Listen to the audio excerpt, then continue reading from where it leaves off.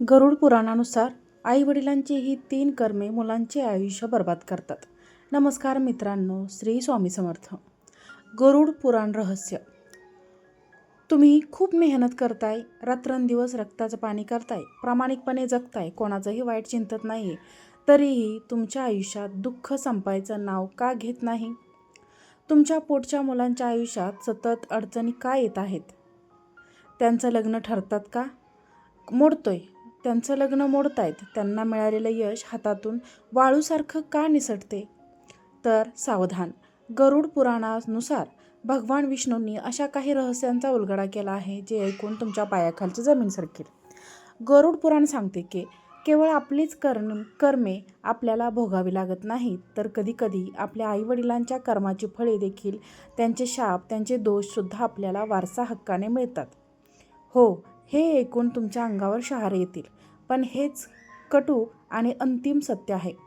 आजचा हा व्हिडिओ केवळ माहिती नाही, तर तुमच्या आणि तुमच्या मुलांच्या भविष्याचा आरसा आहे. जर तुम्हाला मनापासून वाटत असेल की तुमची मुलं सुखी व्हावीत, त्यांच्या आयुष्यात फक्त मुलांचा वर्षाव व्हावा, तर आजचा हा व्हिडिओ शेवटपर्यंत नक्की बघा. कारण आज आपण पाहणार आहोत आईवडिलांच्या अशा चुका ज्यांच्यामुळे त्यांच्या 7 पिढ्यांना नरक यातना भोगावे लागतात. बरेच जण विचारतात, आम्ही तर रोज देवाची पूजा करतो, उपवास करतो, मग आमच्या घरात सतत आजारपण का? माझा मुलगा एवढं शिकूनही नोकरी का मिळत नाही? आमच्या घरात साध्या कारणावरून महाभारत का घडतंय? मित्रांनो, जेव्हा आपण आपल्या आयुष्यातील संकटाकडे पाहतो, तेव्हा आपण फक्त आपल्या चालू जन्मातील आणि स्वतःच्या कर्माचा विचार करतो. पण आपण एक गोष्ट विसरतो. आपण 4 रक्ताचे आहोत. ज्या कुळात आपला देह धारण केला आहे, त्या आईवडिलांची आणि पूर्वजांची कर्मे आपल्या नशिबाच्या दोरीला अदृश्यपणे बांधलेली असतात. जसा आपल्याला आईवडिलांची मालमत्ता मिळते, तसेच त्या मालमत्तेसोबतच आलेलं पुण्य किंवा पापसुद्धा आपल्याला स्वीकारावं लागतं. आज आपण गरुड पुराणाच्या पानापानातून, त्या गूढ श्लोकांमधून हे शोधणार आहोत की पालकांचे कोणते गुण मुलांना राजा बनवतात आणि कोणते दोष त्यांना रंकाच्या रांगेत उभं करतात. मित्रांनो, हा व्हिडिओ बनवताना माझा स्वतःला सुद्धा माझं मन भरून आलं आहे आणि माझे देखील डोळे ओलावले आहेत. गरुड पुराणात भगवान विष्णू पक्षीराज गरुडाला सांगतात की अधर्माने मिळवलेले धन हे 10 वर्षापर्यंत टिकते, पण 11व्या वर्षी ते मुळासकट नष्ट होते. जर पालकांनी कोणाला फसवून, लाच घेऊन, गरिबाचा हक्क मारून किंवा रक्ताचे नाते ते विसरून संपत्ती जमा केली असेल, तर ती संपत्ती त्याच्या मुलांच्या आयुष्यात विष बनून येते. विचार करा, तुम्ही खूप कष्ट करून एक महाल उभा केला, पण त्या महालाची वीट जर कोणाच्या तरी रडण्याने भिजली असेल, तर तो महाल तुमच्या मुलाला कधीच शांत झोप देऊ शकणार नाही. अधर्माचा पैसा हा वाळवीसारखा असतो. तो वरून चमकतो, पण तो तुमच्या मुलांच्या आरोग्याला, त्यांच्या बुद्धीला आणि त्यांच्या नशिबाला आतून पोखरून काढतो. तुम्ही तुमच्या मुलासाठी बँकेत करोडो रुपये ठेवले असतील, पण जर त्या पैशाच्या मागे कोणाची तरी तळतळाट असेल, तर तोच पैसा तुमच्या मुलाच्या दवाखान्यात, कोर्टाच्या पायऱ्या झिजवण्यात किंवा व्यसनांमध्ये खर्च होतो. तो पैसा टिकणार नाही, उलट तो जाताना तुमच्या मुलाचं सुखही घेऊन जाईल. जर तुम्हाला वाटत असेल की भूतकाळात तुमच्याकडून किंवा तुमच्या वडिलांकडून कोणाचे मन दुखावले गेले आहे, तर त्याचे प्रायश्चित्त करणे आवश्यक आहे. तुमच्या उत्पन्नातील किमान 1% हिस्सा गुप्तदान म्हणून द्या. दर शनिवारी गरिबांना, अनाथ मुलांना मनापासून अन्नदान करा. कर्माचा हा जुना हिशोब चुकता करण्याचा हाच एकमेव मार्ग आहे. लक्षात ठेवा, दान हे पापे जळून टाकते. दुसरा अत्यंत महत्त्वाचा आणि भीतीदायक संकेत म्हणजे कुलधर्म आणि कुलाचार विसरणे. गरुड पुराणानुसार जे पालक, जो व्यक्ती आपल्या कुलदेवतेची पूजा विसरतो, घराण्यातील जुन्या परंपरा मोडीत काढतात किंवा आपल्या पितरांचे श्राद्ध तर्पण करत नाहीत, त्यांच्या मुलांच्या आयुष्यात पितृदोष नावाचे मोठे वादळ येते. मित्रांनो, झाडं कितीही मोठं असलं तरी जर त्याचं मूळ सुकलेलं असेल, तर त्या झाडाला फळ कशी लागणार? आणि लागली तरी ती गोड कशी असणार? अरे, आपले पूर्वज हे आपली मुळे आहेत, आणि जर आईवडील भक्तीपासून दूर असतील, जर घरात देवाची आठवण काढलीच जात नसेल, तर मुलांच्या मनात अशांतता आणि वैफल्य निर्माण होते. आजकाल आपण पाहतो, मुलं खूप शिकतात, पण आईवडिलांना मान देत नाहीत. का? कारण त्यांच्या घरात संस्कारांची, ती भीतीची संस्कारांची ती भक्तीची ज्योतीच विझलेली असते. कुलदेवतेचा कोप म्हणजे आयुष्यात पावलोपावली येणारे अडथळे. दररोज सर्व सकाळी अंघोळ झाल्यानंतर मुलांच्या हाताने देवासमोर दिवा लावावा. त्यांना सांगा की हे आपले कुलदैवत आहे. वर्षातून एकदा न चुकता आपल्या कुलदेवतेच्या गावी दर्शनाला जायचं, स्मरण करायचं. कुलधर्माचे पालन केल्याने मुलांच्या बुद्धीमध्ये सात्विकता येते आणि त्यांच्यावरील वाईट शक्तींचा प्रभाव कमी होतो. गरुड पुराणात अन्नाला ब्रह्म मानले जाते. तुम्ही कोणत्या मानसिकतेने अन्न शिजवता आणि ते अन्न कोणत्या पैशातून आले आहे याचा थेट परिणाम तुमच्या मुलाच्या रक्तावर आणि त्यांच्या विचारांवर होतो. अन्न हे केवळ पोट भरण्यासाठी नसतं तर ते विचारांची निर्मिती करतं. जर घरात सतत भांडणे होत असतील, आई रडत रडत स्वयंपाक करत असेल, तर त्या अन्नासोबतच नकारात्मक ऊर्जा मुलांच्या पोटात जातील. शास्त्र सांगते की जसे अन्न तसे मन. जर आईच्या डोळ्यातील पाणी जेवणात पडत असेल तर ते जेवण मुलांच्या शरीरात गेल्यावर रोग निर्माण करते. हे सतत आजारपण असण्याचं एक मुख्य कारण असू शकतं. कधी शांतपणे विचार केलाय का की तुमच्या मुलाला एवढा राग का येतो? तो प्रत्येक गोष्टीवर चिडचिड का करतो? तो तुमच्याशी उलट का बोलतो? कदाचित त्याच्या पोटात जाणाऱ्या अन्नामध्ये तुमची अस्वस्थता, तुमचा क्रोध आणि तुमची भीती मिसळलेली आहे. आईच्या मायेने बनवलेले जेवण अमृतासारखं असतं, पण रागाच्या भरात बनवलेले जेवण हलाहल विष बनतं. अन्न शिजवताना कधीही गप्पा मारू नका किंवा TV बघू नका.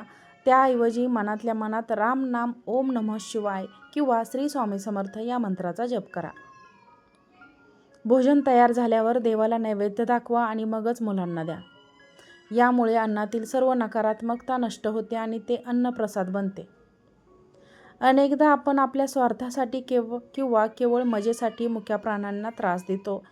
गरुड पुराणानुसार प्राण्यांची हत्या करणे किंवा त्यांना छळणे हे महापाप आहे आणि याचे फळ थेट तुमच्या पुढच्या पिढीला भोगावे लागते.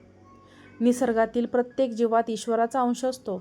एखाद्या गायीला लाथ मारून किंवा एखाद्या कुत्र्याला दगड मारून जर तुम्ही पुढे जात असाल तर लक्षात ठेवा, त्या जीवाचे ते आदरविश्वास बाहेर पडतात. ते तुमच्या मुलांच्या प्रगतीत अडथळे आणतात. जेव्हा तुमची मुलं परीक्षेला जातात किंवा नोकरीला इंटरव्ह्यूसाठी जातात तेव्हा तुमच्या हाताने ती पीडा दिलेला तो मुका प्राणी यमराजाच्या दरबारात साक्ष देत असतो. घराबाहेर आलेला भिक्षुक किंवा एखादा भुकेलेला प्राणी जर तुमच्या दारातून उपाशी गेला तर त्या घराची लक्ष्मीसुद्धा त्यासोबत निघून जाते. तुम्हालाही असं वाटते का की तुमच्याकडे सगळं असूनही घरात समाधान नाही? पैसा आहे, घर आहे, पण सुख नाही. कुठेतरी काहीतरी चुकतंय असं वाटतंय ना? कदाचित कोण्या एका मुक्याची ताजे डोळे तुमच्याकडे न्यायाची याचना करत असतील. त्याचा तळतळाट तुमच्या मुलांच्या सुखाच्या आड येत असेल. एक नियम करा, तुमच्या घरात पहिली पोळी ही गायीसाठी असेल. शक्य असल्यास मुंग्यांना साखर पीठ टाका. उन्हाळ्यात पक्ष्यांना पाणी ठेवा. 21 दिवस हा नियम सलग पाळून पहा.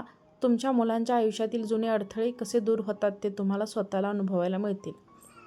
ज्या पालकांनी आपल्या आयुष्यात कधीतरी स्वार्थासाठी कोणाची फसवणूक केली आहे, कोणाची मालमत्ता हडपली आहे किंवा न्यायालयात खोटी साक्ष देऊन एखाद्या निष्पापाचे आयुष्य उद्ध्वस्त केले आहे, त्याच्या कर्माचा भीषण फटका त्यांच्या मुलांच्या वैवाहिक आयुष्याला बसतो.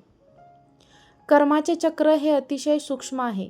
जर तुम्ही एखाद्याच्या मुलाचे हक्क हिरावून घेतले असतील तर ईश्वर तुमच्या मुलांच्या नशिबातला आनंद कमी करतो.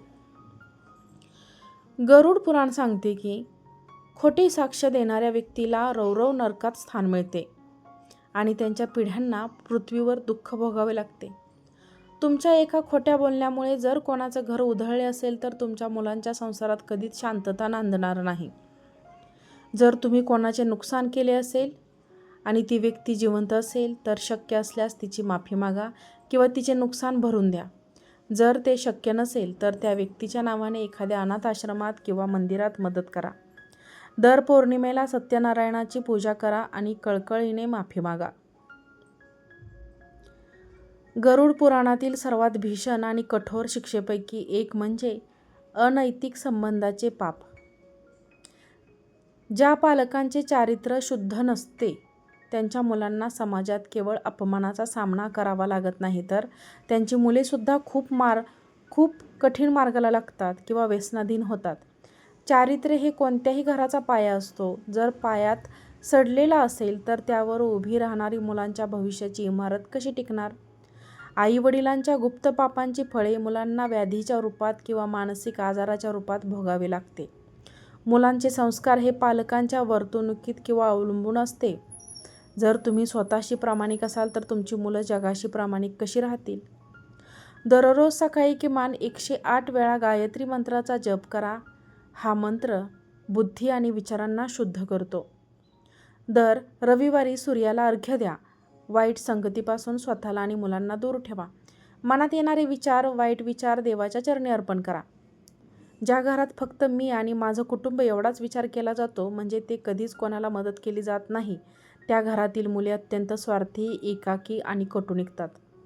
गरुड पुराणानुसार दानामुळे केवळ पैसा शुद्ध होत नाही, तर कर्माचा कचराही साफ होतो.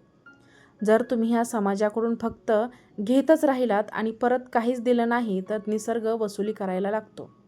मग ती वसुली आजारपण, अपघात किंवा नुकसानीच्या रूपात होते. पालकांनी आपल्या हाताने पुण्य कमावले असेल तर ते पुण्य मुलांच्या डोक्यावर छत्रीसारखं काम करतं. जेव्हा एखादं संकट मुलांवर येतो, तेव्हा पालकांनी केलेलं दान त्यांच्या आड येतं आणि त्यांना वाचवतं. दर महिन्याला आपल्या कमाईतील एक छोटा हिस्सा समाजकार्यासाठी किंवा गरजू विद्यार्थ्यांसाठी शिक्षणासाठी खर्च करा.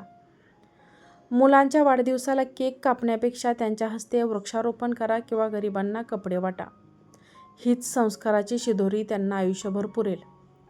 मित्रांनो, हे सगळं ऐकून मनावर दडपण घेऊ नका. गरुड पुराण आपल्याला घाबरवण्यासाठी नाही, तर आपल्याला जागं करण्यासाठी आहे.